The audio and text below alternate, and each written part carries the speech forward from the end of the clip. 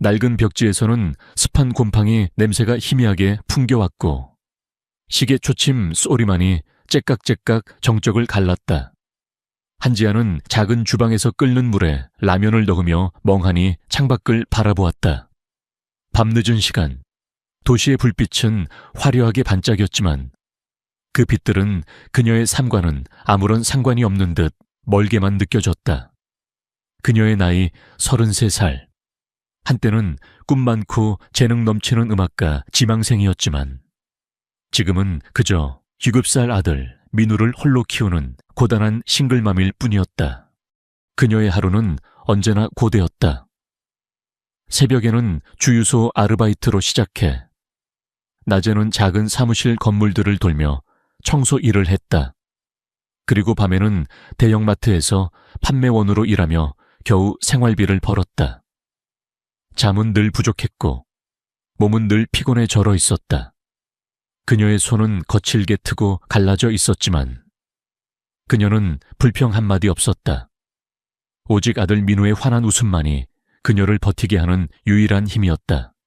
민우는 또래 아이들보다 유난히 조용하고 생각이 깊은 아이였다. 학교에서는 늘 상위권 성적을 유지했지만 또래 친구들 사이에서는 좀처럼 어울리지 못했다. 얼마 전 민우는 학교에서 또래들에게 괴롭힘을 당하고 돌아왔다. 아빠가 없다는 이유로, 가난하다는 이유로 놀림을 받았다고 했다. 한지아는 민우의 찢어진 옷소매를 바라보며 가슴이 찢어지는 듯했다. 그녀는 민우의 낡은 장난감 로봇을 조심스럽게 꺼내 바느질로 꿰매주었다. 낡고 해진 로봇이었지만 민우에게는 세상에서 가장 소중한 보물이었다. 엄마, 미안해. 로봇이 망가졌어. 민우는 고개를 숙인 채 조용히 말했다. 그의 작은 어깨가 파르르 떨렸다. 지아는 민우를 품에 꼭 안았다. 그녀의 목소리는 다정했지만 눈가에는 슬픔이 어렸다. 괜찮아. 민우야, 엄마가 고쳐주면 돼. 우리 민우는 잘못한 거 하나도 없어. 강한 사람은 그런 말에 흔들리지 않아. 엄마가 옛날 이야기 하나 해줄까? 아주 먼 옛날. 어떤 공주님이 있었는데 그녀는 민우를 무릎에 앉히고 나지막이 이야기를 시작했다. 왕자님을 기다리지 않고 스스로 어려움을 헤쳐나가는 강인한 공주님 이야기였다. 민우는 엄마의 이야기에 귀를 기울이며 조금씩 안정을 찾았다. 지아는 민우의 머리를 쓰다듬으며 조용히 속삭였다. 우리 민우도 그 공주님처럼 강하고 멋진 사람이 될 거야. 엄마는 우리 민우를 믿어. 민우의 눈빛이 희미하게 빛나기 시작했다. 그는 엄마의 품에서 따뜻한 위로를 얻었다. 이 작은 순간이 한지아의 삶을 지탱하는 유일한 행복이었다. 라면을 먹고 민우를 재운 후 지아는 서랍 깊숙이 넣어두었던 낡은 나무 상자를 꺼냈다. 상자 안에는 빛바랜 악보들과 오래된 플루트가 들어있었다. 그녀는 플루트를 조심스럽게 꺼내 손가락으로 만져보았다. 차가운 금속의 감촉은 그녀의 잊힌 꿈을 상기시키는 듯했다. 한때 그녀는 유명한 플루티스트를 꿈꾸었다. 음대에 진학하여 실력을 인정받았고 장래가 촉망되는 학생이었다. 하지만 갑작스러운 가정사로 인해 모든 것을 포기해야만 했다. 가족의 반대와 경제적인 어려움은 그녀의 꿈을 앗아갔다. 그녀는 플루트를 불 때마다 잊고 싶었던 과거의 그림자가 떠올랐지만 동시에 놓을 수 없는 희미한 희망 또한 느껴졌다. 그녀는 악보 중 하나를 꺼내 들었다. 악보에는 익숙한 멜로디가 적혀 있었다. 그녀가 어릴 적 어머니에게서 배웠던 자장가였다. 그 노래는 그녀의 가장 소중한 비밀이자 아들 민우에게만 불러주는 특별한 노래였다. 그녀는 가끔 이 노래를 부르며 잊힌 과거의 행복을 떠올리곤 했다. 이 노래를 부를 때면 그녀는 잠시나마 현실의 고단함을 잊고 다른 세상으로 떠날 수 있었다. 한편 대한민국 재계의 거물 MJ홀딩스의 CEO 강민주는 자신의 서재에 앉아 있었다. 그의 나이 40, 검은색 슈트 차림은 늘 완벽했지만 그의 얼굴에는 그림자가 짙게 드리워져 있었다. 그는 3년 전 갑작스러운 사고로 아내를 잃은 후 삶의 모든 의미를 상실한 듯했다. 그의 아내 유진은 그의 첫사랑이자 밝고 사랑스러운 예술가였다. 그녀는 그의 삶에 빛과 활기를 불어넣어 주었다. 하지만 그녀는 너무나 갑작스럽게 그의 곁을 떠났다. 아내를 잃은 슬픔은 강민준을 완전히 바꾸어 놓았다. 그는 모든 감정을 잃어버린 듯 차가운 기계처럼 변했다. 오직 일에만 매달렸고 7살 쌍둥이 남매 대운과 다민에게도 따뜻한 눈길을 주지 못했다. 쌍둥이는 엄마를 잃은 슬픔과 아빠의 무관심 속에서 자랐다. 아이들은 또래 아이들처럼 활기차지 못했고 늘 반항적이었다. 그들은 엄마의 빈자리를 채워줄 어떤 부모도 받아들이지 않았다. 지난 3년간 그들의 손을 거쳐간 부모만 20명이 넘었다. 모든 부모들은 쌍둥이의 통제 불능한 행동에 두 손 두 발 다 들고 떠나갔다. 민주는 쌍둥이를 돌보는 것에 무관심했다. 그는 돈으로 모든 것을 해결할 수 있다고 믿었다. 부모를 고용하고 가정교사를 붙이고 최고급 장난감을 사주면 아이들이 행복할 것이라고 생각했다. 하지만 그의 돈은 아이들의 상처 입은 마음을 치유하지 못했다. 그는 쌍둥이의 반항적인 행동을 볼 때마다 죄책감과 함께 무력감을 느꼈다. 어떻게 해야 할지 알 수 없었다. 그는 아내 유진이 살아있었다면 이런 일이 없었을 것이라고 생각했다. 그는 유진이 쌍둥이에게 불러주던 자장가를 떠올렸다. 그 자장가는 유진만이 알고 있던 특별한 멜로디였다. 그 멜로디는 그와 유진, 그리고 쌍둥이의 비밀스러운 추억이었다. 그날 밤 민주는 쌍둥이의 방 앞에서 한숨을 쉬었다. 아이들은 여전히 그를 외면하고 있었다. 그는 아이들에게 다가가려 애썼지만 그의 마음은 여전히 아내를 잃은 슬픔에 갇혀 있었다. 그는 아이들의 마음을 열 방법을 찾지 못하고 있었다. 그는 자신의 무능함에 절망했다. 민주는 자신의 서재로 돌아왔다. 책상 위에는 부모 모집 공고문이 놓여 있었다. 이번에도 채용에 실패한 부모 회사에서 보내온 것이었다. 그는 피곤한 눈으로 공고문을 읽었다. 엄격한 인성검사, 풍부한 경험, 그리고 아이들의 마음을 사로잡을 특별한 재능. 그는 마지막 문구에 시선이 멈췄다. 특별한 재능이라 그런 게 존재하긴 할까? 그는 회의적인 눈빛으로 생각했다. 그는 이미 모든 것을 포기한 상태였다. 바로 그때였다. 거실에서 희미한 노랫소리가 들려왔다. 낮고 잔잔한 목소리였지만 그 멜로디는 민준의 심장을 얼어붙게 만들었다. 그는 그 멜로디를 너무나 잘 알고 있었다. 그것은 그의 아내 유진이 쌍둥이에게 불러주던 자장가였다. 그 멜로디는 그와 유진, 그리고 쌍둥이만이 공유하던 비밀스러운 노래였다. 그 노래는 유진이 직접 작곡했던 멜로디로 그 누구에게도 알려준 적이 없는 노래였다. 민주는 깜짝 놀라 자리에서 벌떡 일어났다. 그는 노랫소리가 들리는 곳으로 향했다. 노랫소리는 거실 창밖, 작은 마당 쪽에서 들려왔다. 그는 조심스럽게 창밖을 내다보았다. 어둠 속에 작은 그림자가 보였다. 바로 새로 고용된 야간 청소부 한지아였다.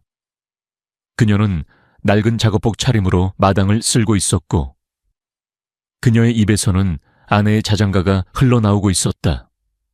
그녀의 눈은 어딘가 먼 곳을 응시하는 듯했지만 그녀의 목소리는 한없이 다정하고 따뜻했다. 민주는 믿을 수 없었다. 그녀는 어떻게 이 노래를 알고 있는 것일까? 그의 머릿속은 수많은 질문들로 가득 찼다. 그는 그녀가 스파이이거나 혹은 유진과 어떤 관계가 있는 사람일 것이라고 생각했다. 그는 그녀의 정체를 파헤쳐야겠다고 결심했다. 그의 차갑게 닫혔던 심장이 알 수 없는 파동으로 흔들리기 시작했다. 한지아는 노래를 멈추고 고개를 들어 밤하늘을 올려다보았다. 그녀는 자신이 부르던 노래가 누군가에게 들렸다는 사실을 알지 못했다. 그녀는 그저 아픈 민우를 생각하며 무의식적으로 노래를 흥얼거렸을 뿐이었다. 그 노래는 민우가 어릴 때부터 가장 좋아했던 자장가였다. 그녀는 그 노래를 통해 민우에게 따뜻한 위로와 사랑을 전하고 싶었다. 그녀는 이 넓은 저택의 작은 청소부였지만 그녀의 마음속에는 오직 아들을 향한 지고지순한 사랑만이 가득했다. 그녀의 삶은 고단했지만 그녀는 결코 희망을 잃지 않았다. 그녀는 알지 못했다. 자신의 작은 노랫소리가 거대한 운명의 수레바퀴를 움직이기 시작했음을. 강민준의 심장이 빠르게 뛰었다. 그의 눈은 어둠 속에 서 있는 한지아에게 고정되었다. 그녀의 목소리는 낮고 투명했지만 그 안에 담긴 멜로디는 그의 영혼을 뒤흔들었다. 아내 유진의 자장가. 그 노래는 유진이 직접 작곡하여 오직 가족에게만 불러주던 그들의 가장 소중한 비밀이었다. 민주는 지난 3년간 그 어떤 보모에게서도 심지어 유진의 가족에게서도 들어보지 못했던 멜로디였다. 그런데 한지아, 이 평범한 청소부가 그 노래를 부르고 있었다. 민주는 거실 창문에서 시선을 떼지 못했다. 그의 이성적인 부부는 이 모든 상황이 불가능하다고 소리쳤다. 그녀는 스파이일까 아니면 유진과 어떤 관계가 있는 사람일까? 수많은 의문들이 그의 머릿속을 맴돌았다. 그는 한지아가 마치 유진의 환영처럼 느껴졌다.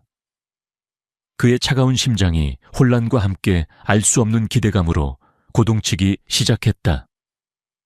그는 이 미스터리를 반드시 풀어야겠다고 결심했다. 한지아는 청소를 마치고 낡은 작업복을 정리하며 집을 나섰다. 그녀는 민준의 존재를 전혀 알지 못했다.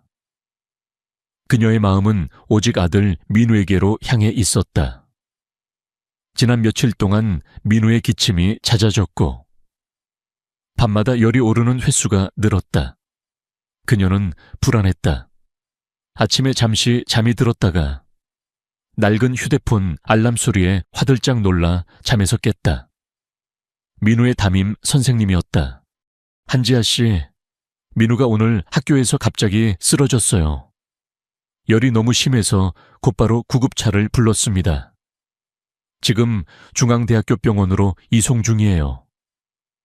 선생님의 다급한 목소리는 지아의 심장을 얼어붙게 만들었다. 지아는 머리가 멍해지는 것을 느꼈다. 눈앞이 캄캄해졌다. 네, 쓰러졌다고요. 민우가요, 제가 지금 당장 가겠습니다. 그녀는 떨리는 손으로 전화를 끊고 잠옷바람으로 뛰쳐나왔다. 병원으로 향하는 길은 너무나도 멀게 느껴졌다. 지하철 안에서 그녀는 내내 눈물을 멈출 수 없었다. 아들의 작은 얼굴이 자꾸만 아른거렸다. 병원에 도착하자마자 민우는 응급실에 있었다. 창백한 얼굴로 산소 호흡기를 낀 민우의 모습을 보는 순간 지아는 주저앉고 말았다. 담당 의사는 지아에게 심각한 소식을 전했다. 민우는 선천성 심장기형을 앓고 있습니다. 그동안 증상이 경미해서 모르고 지내셨던 것 같습니다. 지금은 급성 심부전 증상이 나타나서 최대한 빨리 수술을 해야 합니다. 그렇지 않으면 위험할 수 있습니다. 의사의 말은 지아의 귀에 비수처럼 박혔다. 수술이라니. 그녀는 민우의 작은 손을 잡고 하염없이 눈물을 흘렸다. 수술비는 얼마나 듭니까? 그녀는 떨리는 목소리로 물었다. 의사는 조심스럽게 말했다. 최소 1억 원 이상은 필요할 겁니다. 수술 후 회복 기간과 재활 치료까지 생각하면 비용이 만만치 않을 겁니다. 1억 원. 지아의 머릿속은 하얗게 변했다. 그녀에게 1억 원은 평생 모아도 만질 수 없는 거금이었다. 그녀의 통장 잔고는 겨우 몇십만 원에 불과했다. 그녀는 그동안 민우에게 해준 것이 아무것도 없다는 죄책감에 시달렸다. 그녀는 절망했다. 모든 희망이 사라진 듯했다. 그녀는 고개를 숙인 채 절규했다. 안 돼. 민우야. 엄마가 무슨 수를 써서라도 너를 살릴 거야. 지아는 민우의 병실을 나와 차가운 복도에 주저앉았다. 그녀는 은행에 전화를 걸어 대출 상담을 받았지만 담보도 없고 신용등급도 낮은 그녀에게는 대출이 불가능하다는 답변만이 돌아왔다. 친구들에게 연락해 보았지만 그들 또한 여유가 없었다. 모든 문이 닫히는 듯했다. 그녀는 세상에 홀로 남겨진 기분이었다. 그때 그녀의 눈에 병원 벽에 붙어있는 전단지가 들어왔다. MJ홀딩스 강민준 대표이사 자택 보모 채용 공고, 쌍둥이 남매 케어, 연봉 최고 수준, 숙식 제공. 지아는 그 공고를 보자마자 망설였다. MJ홀딩스. 그녀가 야간 청소 일을 하는 그 건물이었다. 그 집의 쌍둥이 남매는 부모를 15명이나 갈아치웠다는 악명 높은 아이들이었다. 하지만 연봉 최고 수준이라는 문구가 그녀의 눈에 박혔다. 그녀는 민우를 위해 어떤 일이라도 해야 했다. 그녀는 주저하며 전단지를 떼어냈다. 그녀의 손은 미세하게 떨리고 있었다. 그녀는 자신이 부모 일을 할 수 있을지 확신할 수 없었다. 그녀는 아이들을 돌본 경험도 없었고 게다가 민준의 아이들은 통제불능이라고 소문나 있었다. 하지만 그녀에게는 선택의 여지가 없었다. 민우의 생명이 달린 일이었다. 그녀는 전단지에 적힌 전화번호로 전화를 걸었다. 그녀의 목소리는 떨렸지만 그녀는 강하게 말했다. 저 부모 채용 공고를 보고 전화드렸습니다. 면접을 보고 싶습니다. 전화기 너머로 MJ홀딩스 비서실의 박 실장 목소리가 들려왔다. 박 실장은 다소 냉담한 태도로 다음날 면접 시간을 통보했다. 지아는 전화를 끊고 심호흡을 했다. 그녀는 자신이 거대한 세상 속으로 발을 내딛고 있음을 직감했다. 한편 강민준은 박 실장에게 한지아에 대한 조사를 지시했다. 그는 한지아가 유진의 자장가를 알고 있다는 사실에 대한 의문이 가시지 않았다. 박 실장은 민준의 지시를 받고 한지아의 과거를 샅샅이 조사했다. 그는 한지아가 명문 음대에서 플루트를 전공했으며 한때 촉망받는 음악가였다는 사실을 알아냈다. 그리고 그녀가 갑작스러운 가정사로 인해 꿈을 포기하고 힘든 삶을 살아왔다는 사실도 알게 되었다. 박 실장은 조사 결과를 민준에게 보고했다. 민준은 한지아의 과거에 놀라움을 금치 못했다. 음악가 지망생이었다니, 그리고 유진의 자장가를 알고 있다니, 이것은 단순한 우연이 아닐 수도 있었다. 그의 머릿속은 더욱 복잡해졌다. 그는 한지아의 과거와 유진의 삶 사이에서 어떤 연결고리를 찾으려 애썼다. 그는 한지아가 자신의 아이들을 돌보는 부모가 될 수 있을지 의심했지만 동시에 그녀에게서 알 수 없는 끌림을 느꼈다. 다음 날 민주는 집무실에서 한지아의 면접을 진행했다. 한지아는 낡고 허름한 옷차림이었지만 그녀의 눈빛은 흔들림 없었다. 그녀는 자신의 상황과 민우의 병에 대해 솔직하게 털어놓았다. 그녀는 민우의 수술비를 마련하기 위해 이 일을 해야만 한다고 말했다. 그녀의 진심은 민준의 마음을 움직였다. 민준은 한지아의 솔직함과 강인함에 놀랐다. 그는 그녀에게서 돈으로는 살 수 없는 어떤 특별한 것을 느꼈다. 그는 한지아가 쌍둥이의 마음을 열 수 있는 유일한 사람일지도 모른다고 생각했다. 민주는 면접을 마친 후 박 실장에게 말했다. 한지아 씨를 보모로 채용하겠습니다. 최고 대우로 계약하고 민우의 수술비는 회사에서 전액 지원하도록 조치하십시오. 박 실장은 민준의 결정에 놀랐다. 그는 한지아가 쌍둥이를 감당할 수 없을 것이라고 생각했다. 대표님, 한지아 씨는 부모 경험도 없고 쌍둥이가 워낙 상관없습니다. 그녀는 특별합니다. 그녀라면 아이들의 마음을 열 수 있을 겁니다.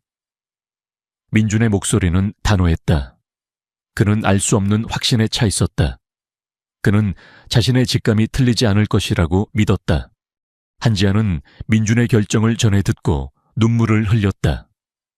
그녀는 민우의 수술비를 마련할 수 있게 되었다는 사실에 안도했다. 그녀는 민준에게 진심으로 감사했다. 그녀는 자신의 삶에 한 줄기 빛이 찾아왔음을 느꼈다. 그러나 그녀는 자신이 어떤 폭풍 속으로 발을 내딛게 될지 아직 알지 못했다. 그녀의 앞에는 그녀가 감당해야 할 거대한 도전과 알 수 없는 운명이 기다리고 있었다. 그녀는 민우를 위해, 그리고 자신의 삶을 위해 이 싸움을 시작해야 했다. 강민준의 결정은 MJ 홀딩스 내부에 작은 파문을 일으켰다. 그의 비서 박 실장만이 그의 의중을 조금이나마 짐작할 뿐. 다른 임원들은 강 대표가 보모 한 명을 채용하는데 왜 그리 신중하고 파격적인 대우를 하는지 이해하지 못했다. 특히 민준의 사촌이자 MJ 홀딩스의 이사로 있는 김영철은 불쾌감을 감추지 못했다. 김영철은 50대 초반의 전형적인 귀족풍 인물로 오랫동안 MJ 홀딩스의 경영권을 탐내왔다. 그는 민준이 아내를 잃은 후 회의에 자주 불참하고 사적인 문제에 몰두하는 틈을 타 자신의 세력을 넓혀왔다. 그는 민준의 쌍둥이 남매가 계속 부모를 갈아치우며 문제를 일으키는 것을 내심 방했다. 아이들이 통제불능일수록 민준이 회사 일에 집중하기 어렵고 그것이 자신의 입지를 다지는 데 유리하다고 생각했기 때문이었다. 청소부 출신 부모라니 강 대표가 대체 무슨 생각으로 저런 여자를 들인 건지 모르겠군. 김영철은 자신의 집무실에서 비열한 미소를 지으며 중얼거렸다. 그의 눈에는 탐욕과 질투가 번뜩였다. 그는 민준이 한지아에게 특별한 관심을 보이는 것을 직감적으로 감지했다. 이것이 자신의 계획에 방해가 될 수도 있다고 생각한 그는 한지아의 배경을 캔의 약점을 잡기로 결심했다. 김영철은 자신의 충복인 비서에게 지시를 내렸다. 한지아라는 여자의 모든 것을 알아와 과거부터 현재까지 가족관계, 약점, 아주 사소한 것이라도 좋으니 전부 보고해. 민주는 한지아가 집에 온 후에도 그녀의 모든 행동을 예의주시했다. 그는 한지아에게서 아내 유진의 흔적을 찾으려 애썼다. 그녀가 쌍둥이에게 유진의 자장가를 불러주었을 때의 그 경이로움을 잊을 수 없었다. 그는 한지아의 플루트 실력이 어느 정도인지도 궁금했다. 한지아가 강민준의 저택으로 들어선 첫날, 그녀는 거대한 저택의 규모에 압도되었다. 모든 것이 번쩍이고 호화로웠다. 그러나 그녀의 마음은 편치 않았다. 그녀는 민우의 수술비 때문에 이 모든 것을 감내해야 했다. 그녀는 아이들을 돌보기 전 서둘러 민우가 입원한 병원에 들렀다. 민우는 아직 많이 약했지만 그녀의 얼굴을 보자 환하게 웃었다. 엄마, 이제 괜찮아. 엄마가 최고야. 민우의 말은 지아에게 큰 힘이 되었다. 민준의 쌍둥이 남매 강대훈과 강다미는 7살 동갑이었지만 성격은 극과 극이었다. 대훈은 예민하고 감수성이 풍부했지만 늘 화를 내고 짜증을 부렸다. 다미는 말수가 적고 늘 그림책만 보았지만 장난기가 심했다. 그들은 새로운 부모인 한지아를 보자마자 차갑게 외면했다. 그들은 자신들의 엄마가 아닌 다른 어떤 여자도 받아들일 수 없었다. 흥, 또 새로운 아줌마야. 이번에는 얼마나 버티려나 보자. 대우는 한지아를 노려보며 코웃음을 쳤다. 다미는 아무 말 없이 한지아의 신발에 장난감 블록을 뿌렸다. 그들의 눈에는 반항심과 함께 깊은 상처가 담겨 있었다. 지아는 아이들의 행동에 당황했지만 애써 침착함을 유지했다. 그녀는 그들의 눈에서 상처를 보았다. 안녕, 다운아, 다미나. 나는 한지아야. 너희 엄마가 될 수는 없지만 너희의 좋은 친구가 되고 싶어. 그녀는 부드럽게 미소 지었다. 하지만 쌍둥이는 아랑곳하지 않았다. 그들은 식사 시간에 밥을 먹지 않고 장난을 치거나 일부러 접시를 깨뜨리기도 했다. 낮잠 시간에는 도망쳐 숨었고 숙제 시간에는 연필을 부러뜨리거나 책에 낙서를 했다. 지아는 인내심을 가지고 아이들을 대했다. 그녀는 아이들에게 화를 내는 대신 조용히 책을 읽어주거나 함께 그림을 그렸다. 그녀는 아이들의 마음을 열기 위해 노력했다. 며칠이 지났다. 밤늦게까지 회사 일을 마치고 돌아온 민주는 쌍둥이의 방에서 작은 소란을 들었다. 평소라면 부모의 비명소리였을 텐데 오늘은 희미한 노랫소리와 함께 아이들의 웃음소리가 섞여 들려왔다. 민주는 조용히 문틈으로 안을 들여다보았다. 한지아가 바닥에 앉아 대운과 다민을 무릎에 눕히고 있었다. 대운은 심한 열이 났는지 얼굴이 붉게 상기되어 있었고 다민은 걱정스러운 표정으로 대운의 이마를 짚어주고 있었다. 지아는 땀을 흘리며 대운의 이마에 물수건을 올려주고 있었다. 그리고 나지막이 노래를 불러주고 있었다. 그 노래는 바로 유진의 자장가였다. 민준의 심장이 다시 한번 격렬하게 뛰었다. 지아의 목소리는 부드럽고 따뜻했으며 그녀의 눈빛에는 대운을 향한 진심 어린 걱정과 사랑이 담겨 있었다. 대운은 엄마의 노래를 들으며 불안했던 표정이 조금씩 누그러지기 시작했다. 그리고 서서히 눈을 감았다. 다민이는 지아의 팔에 기댄 채 칭얼거렸다. 엄마, 아파. 다민이가 나지막이 중얼거렸다. 지아는 다민이의 머리를 쓰다듬으며 조용히 속삭였다. 괜찮아. 다민아, 아프면 엄마가 더 많이 안아줄게. 괜찮아. 그녀의 목소리는 너무나도 따뜻하고 다정했다. 민주는 그 광경을 보며 얼어붙은 듯 서 있었다. 그는 지아의 행동에서 유진의 모습을 보았다. 유진도 아이들이 아플 때면 늘 저렇게 따뜻하게 보살펴주곤 했다. 지아는 유진의 멜로디를 알고 있을 뿐만 아니라 유진처럼 아이들을 사랑하고 있었다. 민준의 눈가에 뜨거운 것이 맺혔다. 그는 그동안 자신이 얼마나 무심하게 아이들을 방치해왔는지 깨달았다. 그의 가슴속 깊은 곳에서 오랜만에 따뜻한 감정이 피어올랐다. 바로 그때 대운이가 잠결에 몸을 뒤척이며 지아의 낡은 옷소매를 잡고 말했다. 엄마, 따뜻해. 대운의 작은 손에는 유진이 어릴 적부터 늘 끼고 다니던 작은 토끼 인형이 들려 있었다.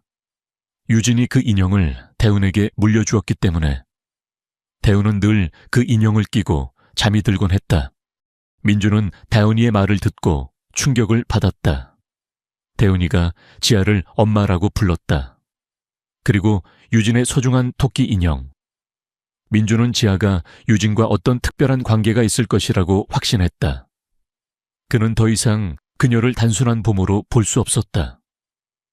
그의 마음속에는 복잡한 감정들이 뒤섞였다.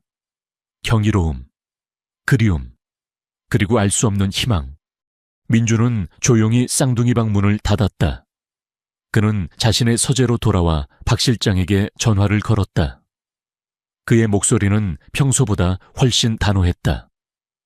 박 실장, 한지아 씨에 대해 더 깊이 조사해. 특히 그녀의 가족 관계, 어릴 적 지인들, 그리고 혹시 유진 씨와 관련된 사람이 있는지 확인해.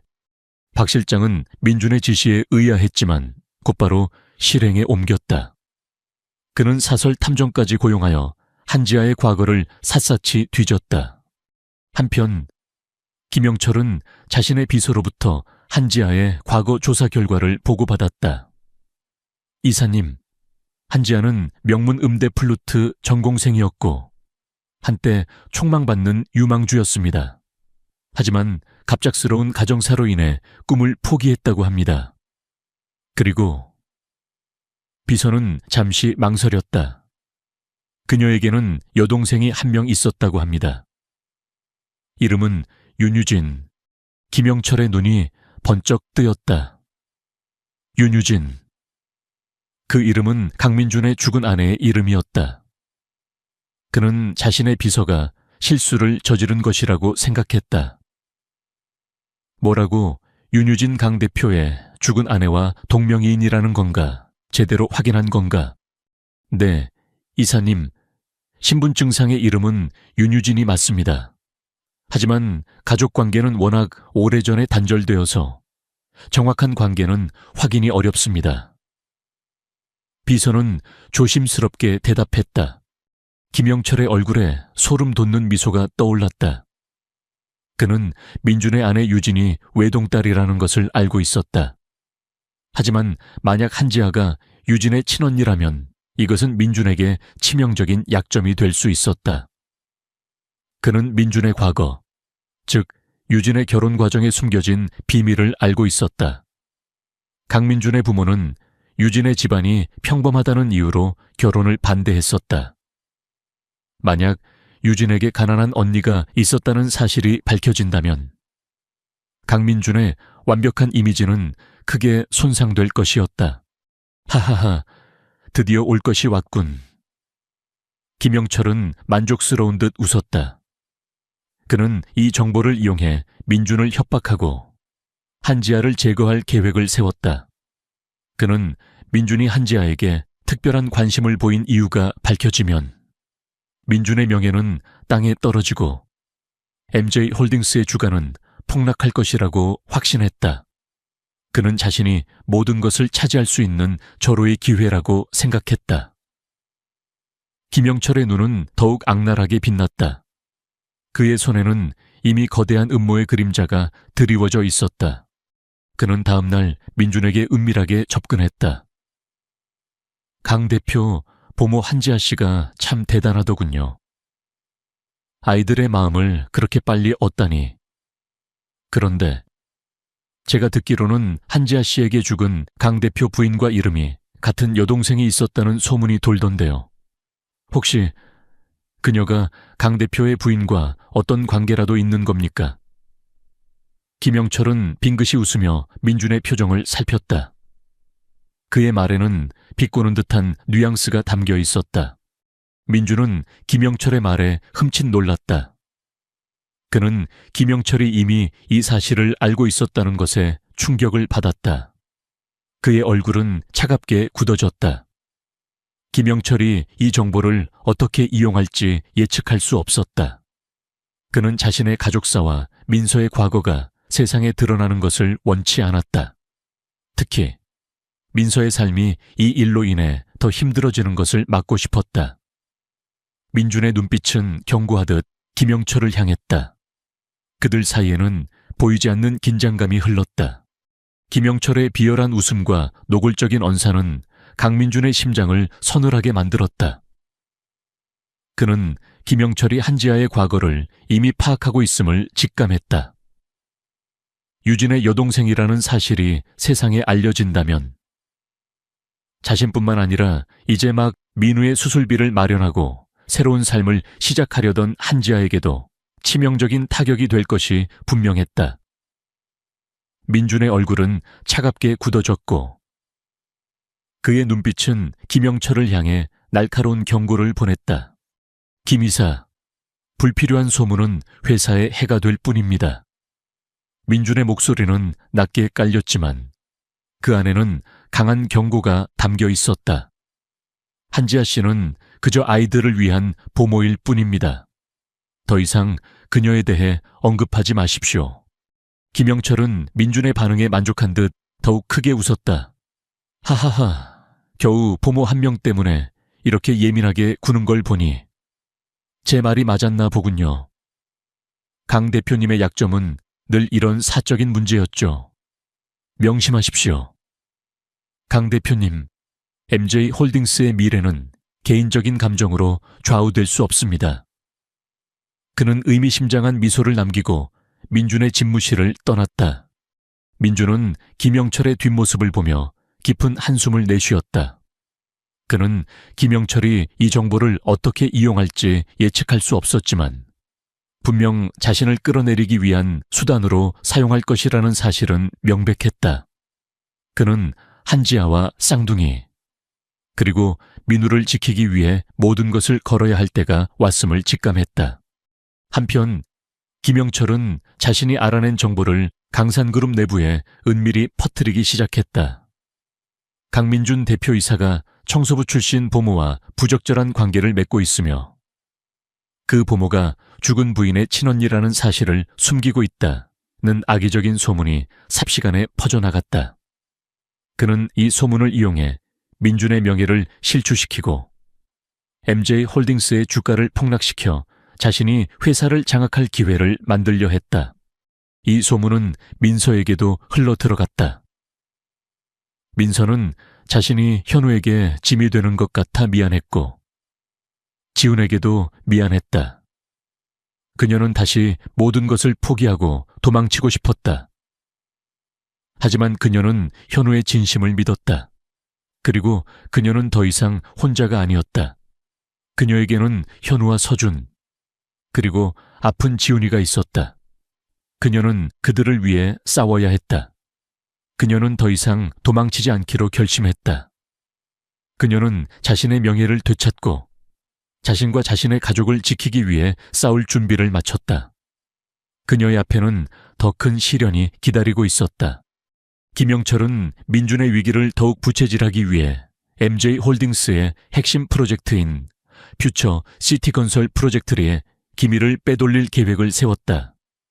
이 프로젝트는 MJ홀딩스의 미래를 좌우할 만큼 중요한 사업이었고 민준이 사활을 걸고 추진하는 야심작이었다.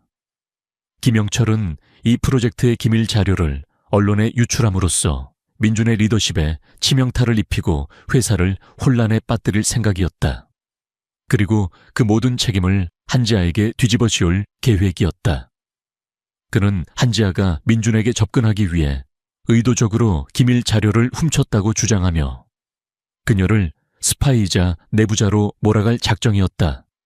그는 자신의 신복인 비서 김대리를 통해 한지아의 일거수일투족을 감시했다. 그는 한지아가 민준의 집무실을 정리하는 시간을 노렸다. 어느 날 저녁, 민준이 중요한 회의로 자리를 비운 사이 김영철은 김대리를 시켜 민준의 집무실에 잠입하게 했다. 김대리는 미리 준비해둔 퓨처시티 건설 프로젝트의 핵심 기밀 자료가 담긴 USB를 한지아의 청소 도구함. 정확히는 그녀의 청소용 앞치마 주머니에 몰래 넣어두었다. 그리고 몇 시간 후 김영철은 민준에게 다급하게 연락하여 USB가 사라졌다는 허위 신고를 했다. 강 대표님, 큰일 났습니다. 퓨처시티 건설 프로젝트의 핵심 기밀 자료가 담긴 USB가 사라졌습니다. 분명 누군가 회사 내부 정보를 빼돌리려는 의도를 가지고 접근한 겁니다. 김영철은 민준에게 다급한 목소리로 보고했지만 그의 눈빛은 승리감으로 번뜩였다. 민준은 김영철의 보고에 충격을 받았다. 그는 곧바로 보안팀과 감사팀을 소집하여 조사를 시작했다. CCTV를 확인했지만 김대리가 침입하여 USB를 넣는 장면은 교묘하게 편집되어 있었다. 대신 한지아가 청소 도구함에 손을 넣고 잠시 머뭇거리는 장면이 확대되어 보였다. 그것은 마치 그녀가 USB를 꺼내어 자신의 가방에 넣는 것처럼 보였다. 이것 보십시오. 김민서 씨가 대표이사님의 집무실에서 중요한 기밀 자료를 훔쳐갔습니다. 명백한 증거입니다. 그녀는 분명 강상그룹의 기밀을 빼돌리려는 의도를 가지고 회사에 잠입한 스파이입니다. 김영철은 감사팀 앞에서 조작된 CCTV 영상을 제시하며 한지아를 강하게 몰아붙였다. 이 소식은 삽시간에 회사 전체에 퍼져나갔고 직원들은 충격과 혼란에 휩싸였다. 한지아는 자신에게 무슨 일이 벌어지고 있는지조차 알지 못했다. 그녀는 그저 민우의 병원 치료에 동행하고 쌍둥이 대은과 다민을 돌보며 평범한 일상을 보내고 있었다. 민주는 김영철의 주장에 분노했다. 그는 한지아가 그런 짓을 할 리 없다고 확신했다. 그녀의 눈빛은 너무나도 순수하고 진심이 담겨 있었다. 하지만 상황은 불리하게 돌아가고 있었다. 기밀 유출은 회사에 엄청난 손실을 초래할 수 있는 중대한 문제였다. 외부 언론은 이미 이 사건에 대해 보도하기 시작했고 MJ홀딩스의 주가는 또다시 폭락했다. 민주는 한지아를 보호하기 위해 그녀를 경찰에 인계하지 않고 회사 내부 감사팀에서 조사를 받게 했다. 그는 한지아에게 진실을 말해달라고 부탁했지만 한지아는 자신이 USB를 본 적도 만진 적도 없다고 완강히 부인했다. 그녀는 김영철의 음모임을 직감했지만 증명할 방법이 없었다. 그녀는 자신이 마치 거대한 폭풍 속에 홀로 서 있는 나무십처럼 흔들렸다. 저는 아무것도 훔치지 않았습니다. 저는 그런 적 없습니다. 저건 조작된 영상입니다. 저는 아무것도 훔치지 않았습니다. 한지아는 절규했지만 그녀의 목소리는 누구에게도 들리지 않았다. 그녀는 마치 거대한 폭풍 속에 홀로 서 있는 나무십처럼 흔들렸다. 민주는 한지아의 절규를 들으며 혼란스러웠다. 영상은 너무나도 명백해 보였다. 하지만 그의 마음속 한편에서는 한지아에 대한 강한 신뢰가 흔들리지 않았다. 그는 한지아가 그런 짓을 할 사람이 아니라고 믿었다. 그는 자신이 무언가를 놓치고 있다고 생각했다. 이때 민준의 오랜 법률 자문을 맡아왔던 김 변호사 김찬일가 민준에게 연락했다.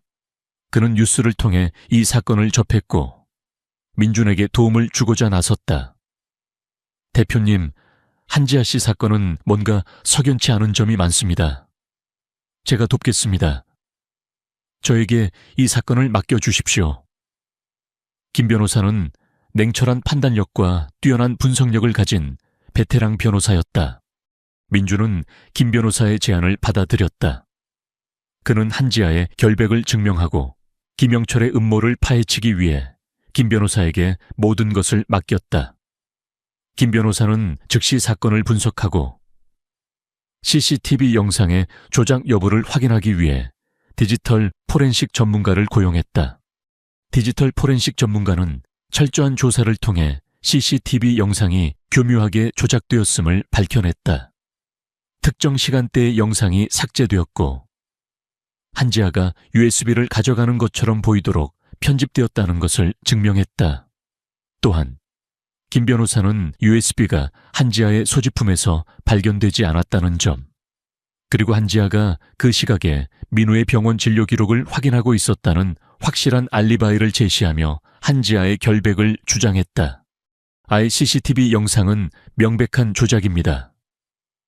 김영철 이사는 한지아 씨에게 모든 책임을 뒤집어 씌우기 위해 이 영상을 조작했습니다. 한지아 씨는 무고합니다. 김 변호사는 감사팀 앞에서 김영철을 강하게 몰아붙였다. 그의 날카로운 말들은 김영철의 굳은 얼굴에 금이 가게 만들었다. 김영철은 김 변호사의 방역에 당황했지만 그는 쉽게 물러서지 않았다. 말도 안 됩니다. 변호사님은 김민서 씨의 지인이라는 이유로 그녀를 감싸고 있습니다. 이 사건은 명백한 기밀 유출 사건이며 김민서 씨는 그 배후에 있는 스파이입니다. 그는 끝까지 자신의 주장을 굽히지 않았다. 이때 민준이 감사팀 회의실로 들어섰다. 그의 얼굴은 차갑게 굳어 있었지만 그의 눈빛은 확신에 차 있었다. 그는 지난 며칠 동안 김영철의 행동과 한지아의 반응을 면밀히 관찰했다. 그는 김영철이 자신을 끌어내리기 위해 한지아를 희생시키려 한다는 것을 직감했다. 그리고 김 변호사의 보고를 통해 모든 진실을 알게 되었다. 김영철 이사, 더 이상 당신의 추악한 음모를 숨기려 하지 마십시오. 민준의 목소리는 차갑고 단호했다. 당신은 지난 몇 년간 MJ홀딩스의 핵심 기밀을 빼돌려 경쟁사에 넘겨왔습니다. 나는 이미 모든 증거를 확보했습니다. 그리고 이번 퓨처시티 건설 프로젝트 기밀 유출 사건도 당신의 소행임을 알고 있습니다. 민주는 감사팀에게 김영철의 비리를 증명하는 모든 증거 자료를 제출했다. 과거 김영철이 빼돌렸던 기밀 문서 4본, 경쟁사와 주고받았던 이메일 내역, 그리고 그의 비자금 조성 내역까지 그 모든 증거는 김영철의 죄를 명백하게 입증했다. 또한 민주는 김영철이 CCTV 조작을 지시한 녹취록까지 공개했다. 김영철은 민준의 말에 경악했다. 그의 얼굴은 하얗게 질렸고 온몸을 떨었다. 그는 민준이 자신에게 이런 완벽한 방역을 가할 줄은 꿈에도 몰랐다. 그는 자신이 파놓은 함정에 자신이 빠진 것이다. 김영철 이사는 즉시 해고될 것이며 모든 법적 책임을 져야 할 것입니다. 민준은 단호하게 선언했다. 그의 목소리는 회의실에 울려 퍼졌고 모든 이들은 숨을 죽였다. 김영철은 절규하며 민준에게 달려들려 했지만 보안팀에 의해 제지되었다. 그는 민준에게 온갖 욕설을 퍼부었지만 그의 목소리는 이미 힘을 잃었다. 그는 한순간에 모든 것을 잃었다는 절망감에 사로잡혔다. 그의 얼굴은 경멸과 분노, 그리고 절망으로 일그러졌다. 한지아는 민준의 모습을 보며 감격했다. 그녀는 그가 자신을 믿어주고 지켜주었다는 사실에 눈물을 흘렸다. 그녀는 자신의 결백이 밝혀졌다는 사실에 안도했지만 동시에 민준이 자신 때문에 얼마나 많은 어려움을 겪었을지를 생각하며 미안했다. 이 사건은 MJ홀딩스 내부에 큰 파장을 일으켰다. 김영철의 몰락은 민준의 리더십을 더욱 강화시켰고 한지아의 명예는 완전히 회복되었다. 민준은 이 사건을 계기로 그룹 내부에 숨어있던 모든 부조리를 뿌리 뽑고 MJ홀딩스를 더욱 튼튼하고 건강한 기업으로 성장시켰다. 하지만 이 사건은 민준과 한지아의 관계를 더욱 깊게 만들었다. 그들은 서로에 대한 믿음과 신뢰를 확인했고 더 이상 숨길 것이 없는 진정한 가족이 되었다. 그들은 함께 지훈과 서준을 돌보며 새로운 삶을 시작할 준비를 마쳤다. 그들의 앞에는 여전히 많은 과제가 남아 있었지만 그들은 더 이상 혼자가 아니었다. 그들은 서로에게 기댈 수 있는 든든한 존재가 되었다. 최진혁의 비리가 만천에 드러나자 MJ홀딩스는 큰 충격에 휩싸였다. 이현우 대표이사는 즉시 최진혁을 해고하고 그를 횡령 탈세, 기밀 유출 혐의로 검찰에 고발했다. 최진혁은 자신의 추악한 음모가 밝혀지자 모든 것을 부정하며 발악했지만 현우가 제시한 증거들은 너무나도 명백했다. 그의 사무실에서 발견된 비자금 장부, 경쟁사와 주고받았던 이메일 내역, 그리고 조작된 CCTV 영상의 원본까지 모든 증거는 최진혁의 죄를 명백하게 입증했다. 그는 구속되었고 그의 이름은 MJ홀딩스 역사에서 영원히 지워졌다. 이 사건으로 인해 MJ홀딩스의 이미지는 잠시 휘청거렸지만 이현우 대표이사의 강력하고 단호한 대처로 인해 오히려 위기를 기회로 만들 수 있었다. 그는 투명하고 윤리적인 경영을 약속하며 대대적인 기업 개혁을 단행했다. 그는 사내에 윤리경영위원회를 신설하고 직원들의 고충을 듣는 열린 소통 창구를 마련했다.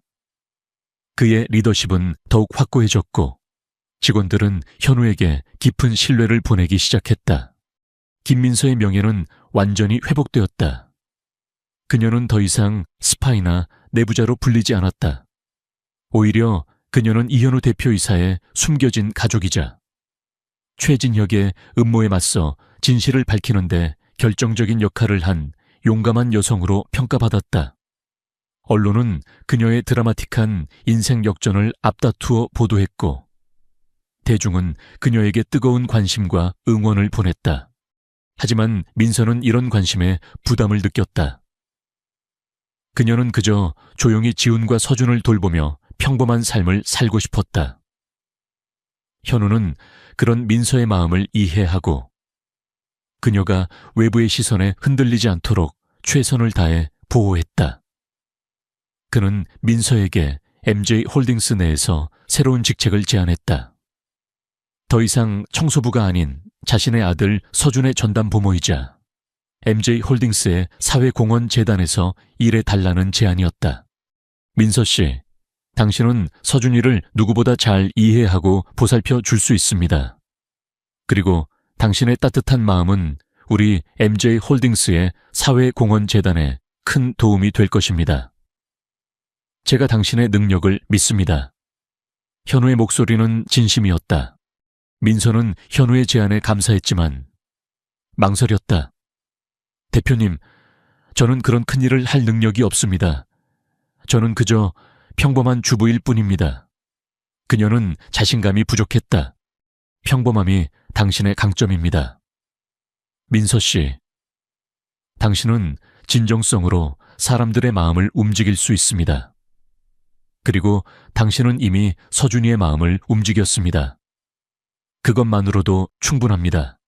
현우는 민서를 설득했다. 그는 민서의 숨겨진 잠재력을 보았다. 민서는 현우의 끈질긴 설득 끝에 그의 제안을 받아들이기로 했다. 그녀는 서준의 전담 부모로서 그의 곁을 지키고 MJ홀딩스 사회 공헌재단의 실무자로 일하게 되었다. 그녀는 자신의 역할이 막중하다는 것을 깨달았다. 그녀는 현우의 기대를 저버리지 않기 위해 최선을 다하기로 다짐했다. 현우는 민서와 지훈, 그리고 서준이 함께 살 수 있는 넓고 아늑한 집을 마련해 주었다. 그들은 이제 진정한 한 가족이 되었다. 서준은 지훈이에게 형 노릇을 하며 챙겨주었고, 지훈이는 서준이를 친형처럼 따랐다. 아이들은 함께 웃고 떠들며 하루하루를 밝게 보냈다.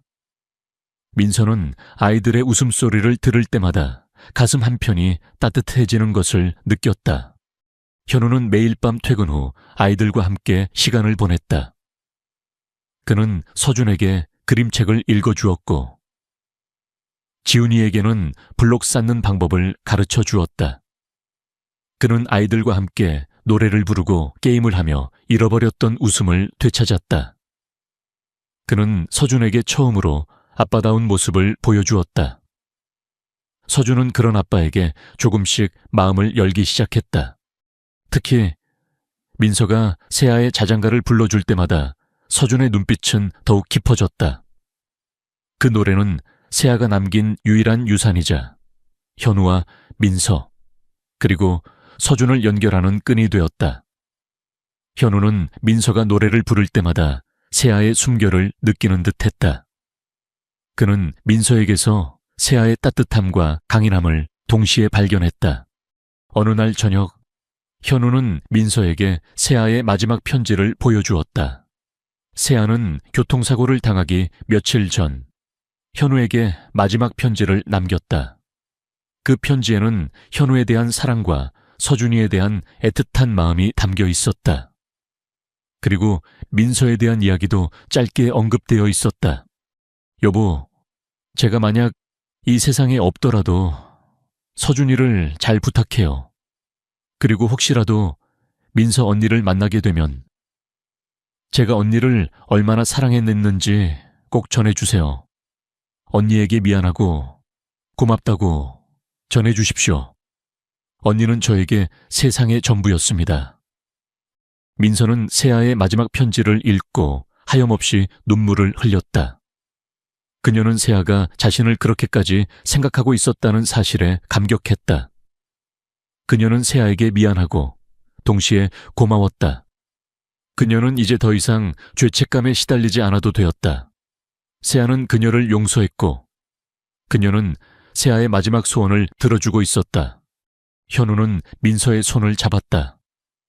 세아는 민서 씨를 정말 많이 사랑했습니다. 그리고 저도 세아만큼은 아니지만 민서 씨에게 미안하고 고맙습니다. 그의 목소리는 진심이었다. 그는 민서에게서 세아를 보았지만 동시에 민서 자체를 보았다. 그녀는 이제 그에게 단순히 죽은 아내의 언니가 아니라 서준과 지훈의 어머니이자 그의 삶에 새로운 빛을 가져다준 소중한 존재였다. 민서는 현우의 눈을 지그시 바라보았다. 그녀는 그의 눈에서 진심과 따뜻함을 느꼈다. 그녀는 현우에게서 새로운 가족의 의미를 발견했다. 그녀는 그의 손을 따뜻하게 잡았다. 그들의 손은 서로에게 위로와 힘을 주었다. 그들은 함께 아픔을 치유하고 새로운 삶을 만들어 나갈 준비를 마쳤다. 한편 최진혁의 몰락은 MJ홀딩스 내부에 큰 변화를 가져왔다. 최진혁의 측근들은 모두 해고되었고 그의 자리는 새로운 인물로 채워졌다. MJ홀딩스는 투명하고 공정한 기업으로 거듭나기 위해 노력했다. 현우는 최진혁의 비리 사건을 계기로 그룹 내부에 숨어있던 모든 부조리를 뿌리 뽑고 MJ홀딩스를 더욱 튼튼하고 건강한 기업으로 성장시켰다. 이 모든 과정 속에서 민서는 현우의 곁을 묵묵히 지켰다. 그녀는 그의 가장 든든한 조력자이자 그가 힘들 때 위로를 건네는 따뜻한 존재였다. 현우는 민서에게 의지했고 민서는 현우에게서 새로운 삶의 의미를 찾았다. 그들은 서로에게 없어서는 안 될 존재가 되었다. 그들은 이제 과거의 아픔에서 벗어나 새로운 삶을 살아가고 있었다. 민서는 지훈과 서준을 사랑으로 보살폈고 사회공헌재단에서 자신의 능력을 발휘하며 바쁜 나날을 보냈다. 그녀는 자신의 삶이 얼마나 소중한지 그리고 자신이 얼마나 강한 존재인지를 깨달았다. 현우는 민서와 아이들을 통해 잃어버렸던 행복을 되찾았고 진정한 리더로 성장했다. 그들은 이제 함께 미래를 꿈꾸며 새로운 가족의 역사를 써내려갈 것이었다. 최진혁의 몰락 이후 MJ홀딩스에는 평화와 안정이 찾아왔다. 이현우 대표이사는 투명하고 윤리적인 경영을 기치로 내걸고 대대적인 개혁을 단행했다. 그는 최진혁처럼 사내 정치와 개인의 이익만을 좇는 임원들을 정리하고 능력과 진정성을 겸비한 새로운 인재들을 등용했다. MJ홀딩스는 과거의 어두운 그림자를 벗고 더욱 견고하고 혁신적인 기업으로 거듭났다. 이현우의 리더십은 모든 직원들의 존경을 받았고 그의 명성은 국내를 넘어 해외로까지 퍼져나갔다. 김민서는 MJ홀딩스의 사회공헌재단에서 자신의 재능을 꽃피웠다.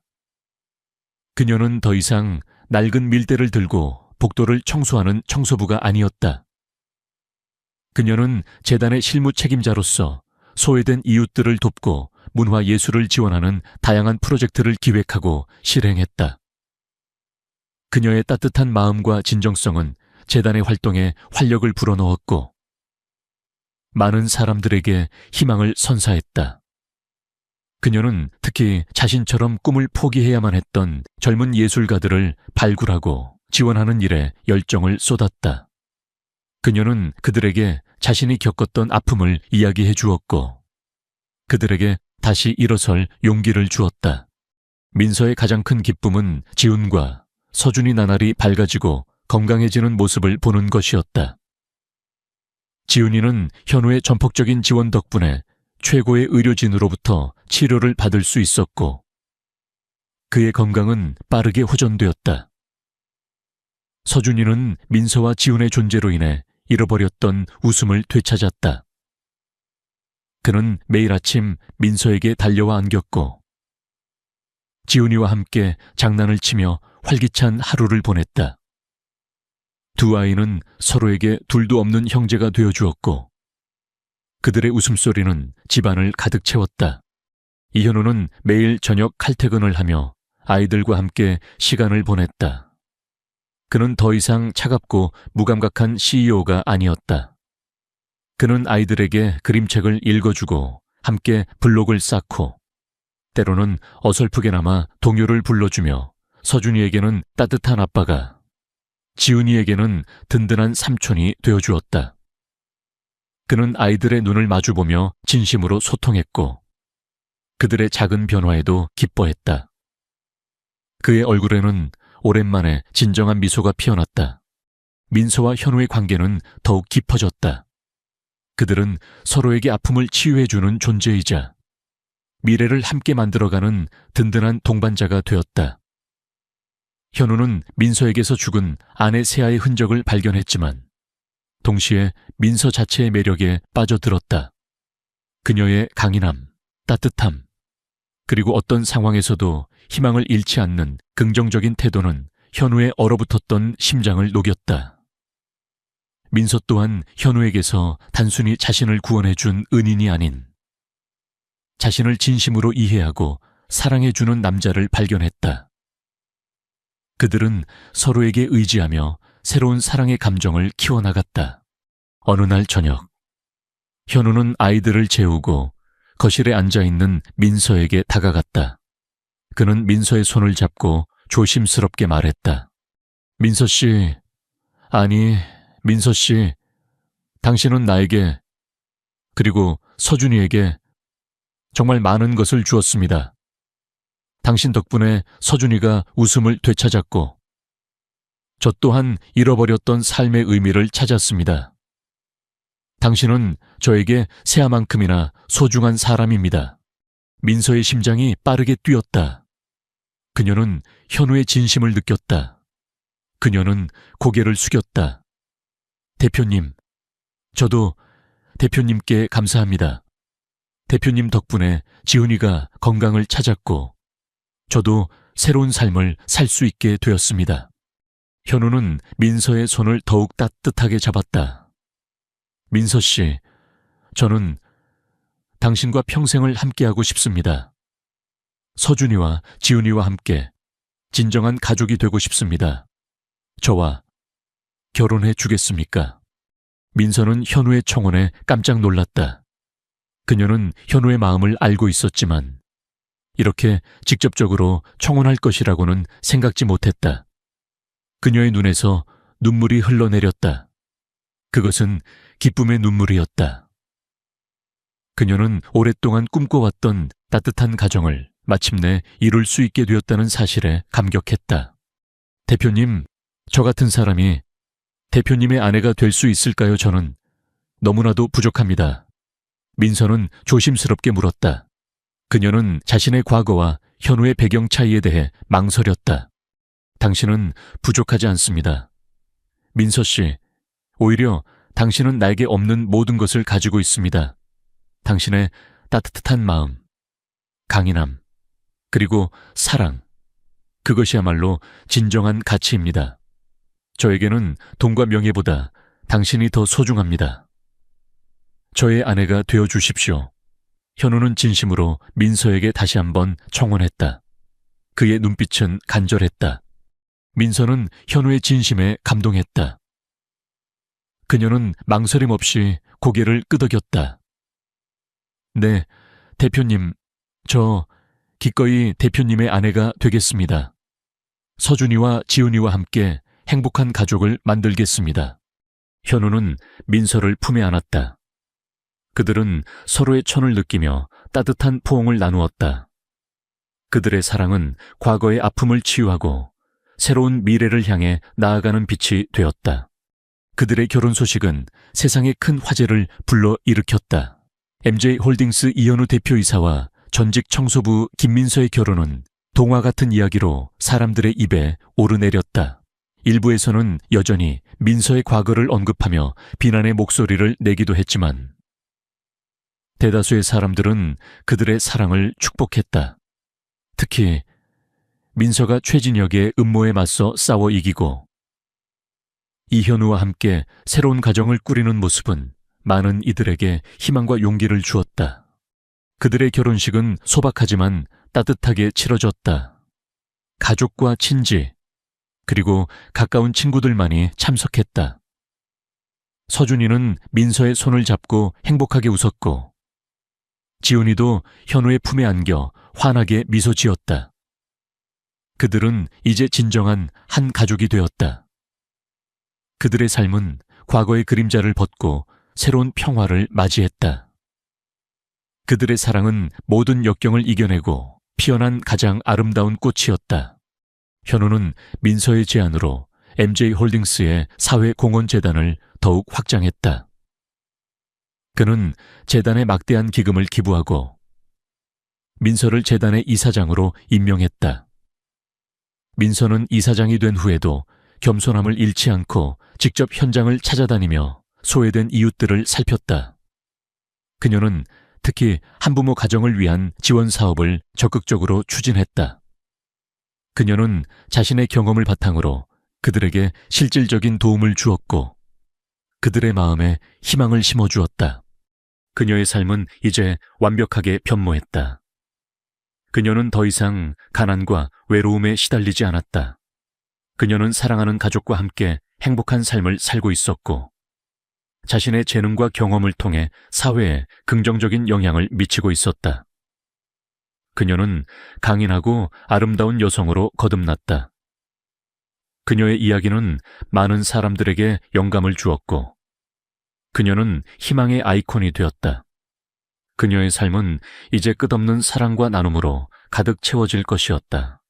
강산그룹 이현우 대표이사와 김민서 이사장의 결혼은 세상에 큰 반향을 일으켰다. 그들의 이야기는 단순한 동화를 넘어 사회적 편견과 고난을 극복하고 진정한 사랑과 행복을 찾아가는 현대판 서사시로 회자되었다. 특히 민서가 청소부에서 재단 이사장으로 거듭난 과정, 그리고 이준호와 최진혁의 비리가 낱낱이 파헤쳐지고 단죄받은 사건은 사회의 정의와 윤리 경영의 중요성을 다시 한번 일깨우는 계기가 되었다. 이현우는 강산그룹을 더욱 투명하고 공정한 기업으로 만들겠다는 약속을 지켰고 그의 리더십은 더욱 확고해졌다. 민서는 불사의 재단파를 통해 자신의 꿈을 활짝 펼쳤다. 그녀는 재단의 이사장으로서 단순히 명함만 가진 것이 아니었다. 매일 아침 일찍 재단으로 출근하여 소외된 계층, 특히 한부모 가정과 경제적 어려움으로 꿈을 포기해야 했던 청년 예술가들을 찾아다니며 실질적인 도움을 주었다.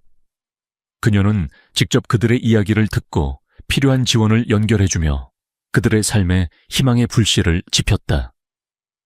그녀의 진심 어린 봉사는 많은 이들에게 깊은 감동을 주었고 재단은 설립 1년 만에 한국을 대표하는 사회공헌재단으로 자리매김했다. 지훈과 서준은 이제 누가 형이고 누가 동생인지 구분하기 어려울 정도로 끈끈한 형제가 되었다.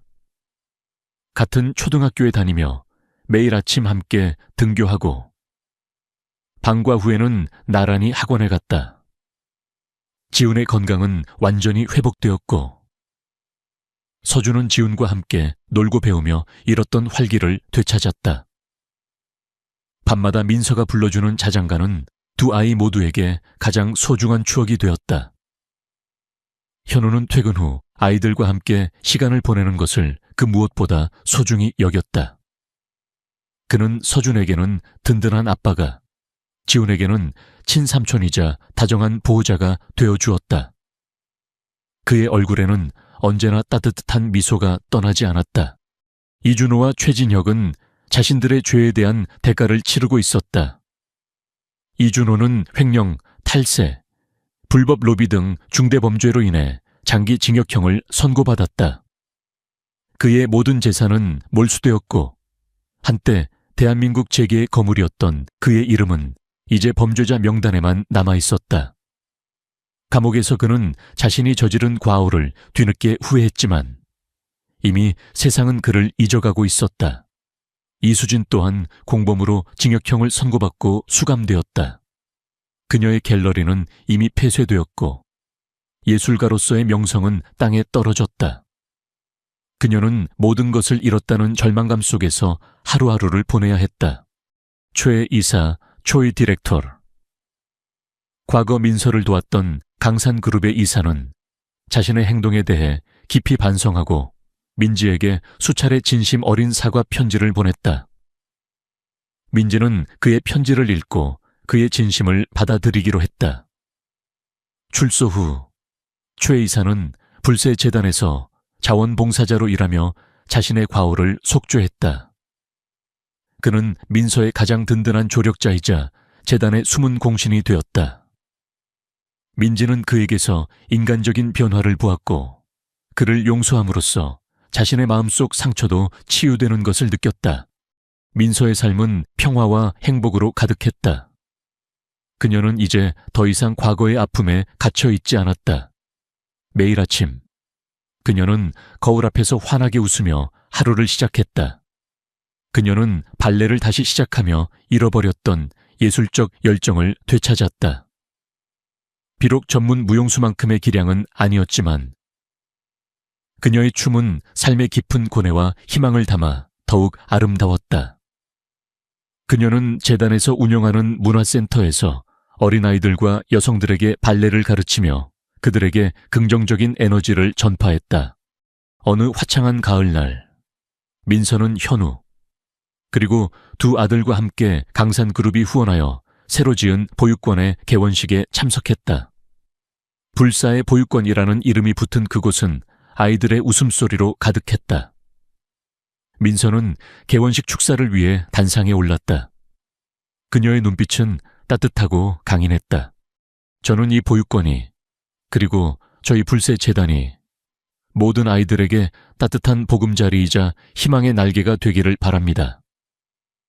세상의 모든 아이들이 꿈을 꾸고 그 꿈을 향해 자유롭게 날아오를 수 있도록 저희는 언제나 곁에서 힘이 되어줄 것입니다. 저는 저의 춤으로 그리고 저의 삶으로 이 메시지를 계속해서 전할 것입니다. 그녀의 연설은 감동적이었다. 사람들은 그녀의 진심에 박수갈채를 보냈다. 현우는 민서의 모습을 자랑스럽게 바라보았다. 그의 옆에는 서준과 지훈이 나란히 서서 엄마의 연설을 듣고 있었다. 두 아이의 눈빛에는 엄마에 대한 사랑과 존경이 가득했다.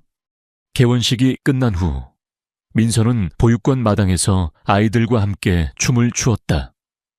그녀의 몸은 가볍고 우아했으며 그녀의 춤은 희망과 자유를 노래했다. 아이들은 민서의 춤을 따라하며 해맑게 웃었다. 현우는 그 모습을 휴대폰 카메라에 담았다. 그의 렌즈 속에는 사랑과 행복이 넘치는 그의 가족이 담겨 있었다.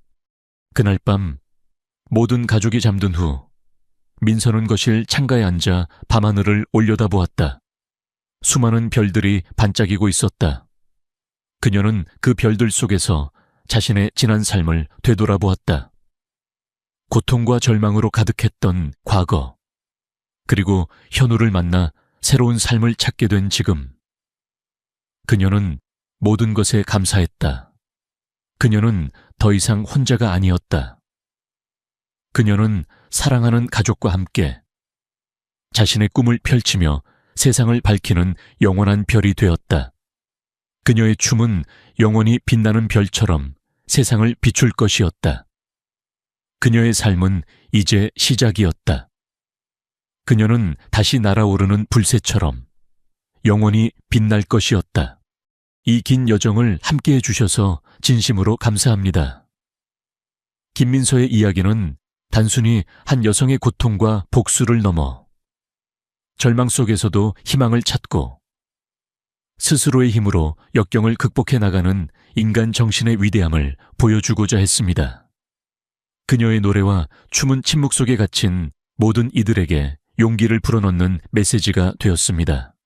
우리의 삶은 때로는 예상치 못한 시련과 고통으로 가득합니다. 그러나 김민서처럼 우리 안에는 항상 자신을 치유하고 다시 일어설 수 있는 불새나라에 힘이 숨어 있습니다. 이 이야기가 여러분의 마음속에 작은 불꽃을 지피고 어떤 어려움 속에서도 자신을 믿고 나아갈 용기를 선물하기를 바랍니다. 여러분 모두의 삶이 김민서의 춤처럼 아름답고 의미 있는 영원한 별의 노랫가 되기를 기원합니다. 여러분도 여러분만의 불새를 찾아 날아오를 준비가 되셨나요? 이 이야기가 여러분의 삶에 긍정적인 변화를 가져다 주었기를 바라며 다음 이야기에서 또 만나요.